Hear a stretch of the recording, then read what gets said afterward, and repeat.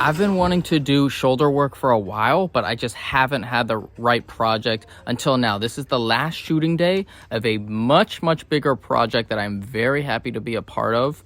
And they literally needed some pickup shots before they wrap up the whole season and pitch it to Netflix, which, by the way, stick around to the end of the vlog because there is some extremely pertinent information that has to do with what I'm doing today, and it could be big. So just wait for that. But it was just me and a sound guy, Marco. He helped me the entire day, and I'll kind of break down his gear too. This is going to be my tripod, and we're going to quickly get an establishing shot of the characters walking in through the back door. So we got to do a OTF on the fly interview. We're going to have our subject sit down right here. Now I'm going to kind of shoot over his shoulder, and he'll be kind of looking directly off camera. We can get this in the background. Actually, just decided to switch positions because the camera's on my right shoulder, therefore my eye line is over here. So I'd rather him look across the frame. So this will make more sense. My last vlog got a lot of intrigue, so thank you for that. But in that episode, I was talking to a DP, and he said the FX6 is so light, he actually doesn't run it with a shoulder pad. He just rests the butt of the V-mount on his shoulder. So I'm going to go that route today, but this is a quick look at an ungraded S-Log3 image. So just using the practical lighting inside, and my client really wants some 120p S&Q. So you can see I'm at 23.98. I pop the S&Q button and it brings it from 23.98 to 24. So if you hold the S&Q button, here's my little hack. I found out that you can roll the frame rate to whatever you need it to, and that is a lot faster than what I was previously doing, which was going into the menu system. So with that, when you bring it all the way to 120, that cuts a lot of light since it's on shutter angle. So I am so happy that I can just hit the predetermined button to bring it to the high base ISO. So now I have a lot of light coming in, and then I can use ND. So that type of equation was never ever a possibility with the C70, and I really like how much flexibility I have with this camera. It really allows you to work in any situation. So one of the main things that I was supposed to capture is what I call a hero shot, which is kind of just highlighting the character. It's posed and it's supposed to just focus on them, slow motion. The character wanted to see it, and she absolutely loved it, and kind of gave a couple different new ideas, and we shot those as well. But here's another OTF. I brought them right under direct lighting. You could see there's lighting on the far side, and I got that Rembrandt triangle on the near side. So zooming in and out, I love having the 24 to 70.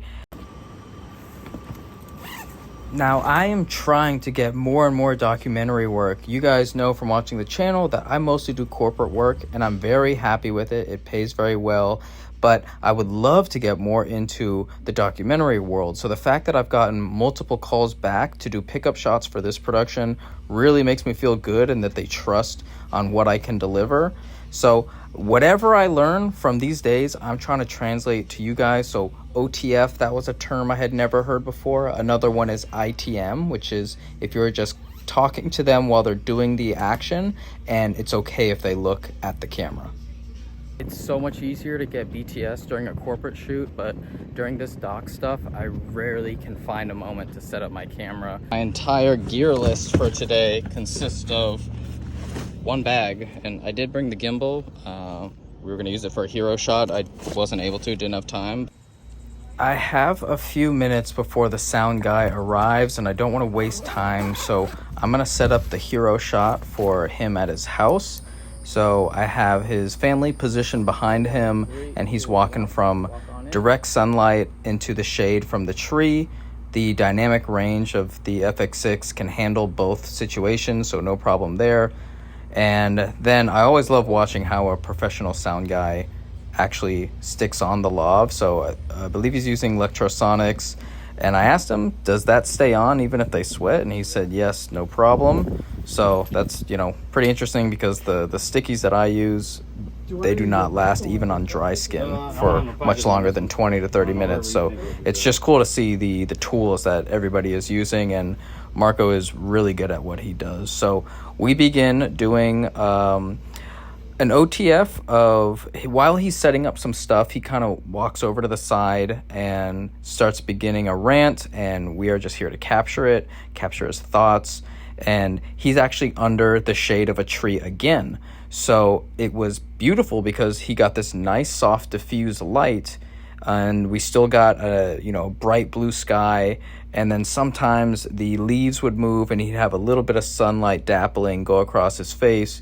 But overall, it was a very nice image. And this is the great part. When there's a little bit of emotion, I can just zoom in. I don't have to walk closer and kind of invade their personal space. I don't have to say, let's cut for a tighter lens. That is why I like using zooms for a documentary. And then here was a quick frame grab of, I saw his wife in the back, and she was just smiling, watching her family do their thing. So always trying to look out for things happening. And this is the only BTS shot I got at this location, but you can see the camera is just raw, resting on my shoulder. I kind of have to angle in, and the shape arm is extending my hand to the right. I love the maneuverability of the arm, but I don't like how far to the side it pushes my hand. Well, the car in front of me swerved out of the way of a huge blown semi-tire, and I wasn't able to see it. So I got a nice broken turn signal, broken fog light assembly, and a good old dent. So I don't know if I'm gonna make an insurance claim or bite the bullet, but it would be nice to get a new bumper. Well, Luke Forsyth's right shoulder must be made out of steel, because after that one day of dock work, I am really feeling it. I need something more comfortable. I love coming to Colonial Photo and Hobby because I get to actually play with the gear and see what works. So they have this small rig wall, which is very convenient because small rig makes so many amazing parts, but it's just hard to know what they're actually like until you get them. So here I get to kind of tinker and Lego things together. So I want to make a shoulder rig, and they have two shoulder options. So this one is $80, and it's well padded. It's got a bunch of holes, cheese plate up top. This one is much lighter, and it is $40. Not as soft and much less mounting options. So I think I'm gonna look at this one because I'm trying to figure out a way to make my shoulder mounted work a little easier. So my idea is to get so if this is the camera here, lens pointing that way, I would have a rod coming out here. I would attach this, and then my rosette arm, my shape arm, would go out, and I can hold it like that. And then I do have an extra quick release plate that I would use to put my camera up top here.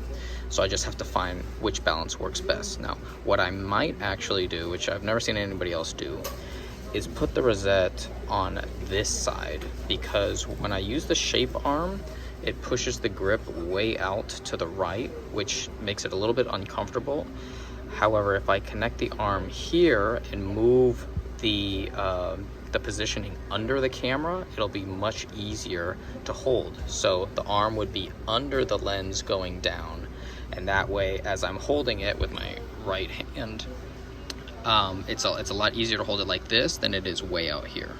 So I think this is the route I'm gonna go. $80 for the shoulder pad. This is pretty expensive, $30 for just a rosette. And the main thing is I just need to be able to crank this down as much as possible because I do not want this slipping. Looks like they also got a FX6 here. Time to Lego build. So I'm gonna use the quick release that I use for my cart when I clip my camera in, because I actually don't use it as much as I thought. So we're gonna take this and put it here. So I used this yesterday. This was just to add a rosette, but it ended up adding a lot of weight as well, and I wasn't using rails. So now we have this beautiful system. So you can see here, we got the small rig shoulder pad using my own quick release. And then, like I said, this is on the left side. We're attaching the arm to the left side. That way, this grip almost stays in the exact line of where it is on the camera. When it's on the right rail, right here, it's way further out and it's not comfortable. So here we go. We got the camera with the pad, and then the most beautiful part of this whole system is this button. So that brings it down here. And now this is actually comfortable. So you can see here, this is such a far extension to the right, which is why I'm putting it on the opposite rail, not even having a rail in here. And this is way easier. So I could do this a lot longer than before, because I was just having the corner of this battery dig in. So if you had a rounded battery, I'm sure it would be better. This is the main issue with a lot of shoulder rigs, is this is too close. So I designed parts from different manufacturers so that it can extend my small HD monitor forward. It's still a little close, but way better than where the stock monitor would go, and it's also brighter, bigger, sharper. So I like this. And the last thing I got to test is, as I drop this into a bag, how does it fit? Because now, this is a lot longer than, by adding this arm, this is a lot longer. There we go. And the arm here can fit under. And as always, I take this off when I drop it in the bag. So that's the working rig right now. It's very functional. And when I do need to go to tripod, I have to loosen and then just slide this off. Not ideal, but I don't really want to go the VCT route. Networking is smart, but it's also just fun when you're doing it with your friends. So my buddy Adam and I went to grab a drink at a local lounge that I'd never been to, and we just got to talk about what our businesses are doing, how we're doing it so differently, but have somewhat similar goals. It's nice just to talk out loud, and that brought me to the big news that I mentioned in the beginning. Obviously, there's been a change as of yesterday. You got Bo Nickel got his opponent pulled out, and they put in that Val Woodburn, in the 7-0. Yeah, I couldn't find much on him, man. Well, that's a bummer, because I've made multiple reels on him. He's actually one of the docuseries characters. Yesterday I was filming his teammates asking, where do you think he'll go? And he just got hit with this massive opportunity, and he's not going to let it go. Making his UFC debut on one of the biggest stages of the year, Val, the Animal, Woodburn. So I'm not involved with the UFC, but it feels really cool that because I did a good job with the projects that I was able to access, it's being connected to something bigger and bigger. And that's usually how it goes. You do a good job on what you have in front of you, and that leads to bigger opportunities. It's happening like that to me. It's happening like that to Val. And he has a humongous test this weekend. Bo Nickel is something special. Anyways, the point of this video is to show my shoulder rig setup, which I'm very happy with how it came out without having to buy a $1,000 base plate setup. We got an $80 small rig shoulder pad, a $30 rosette.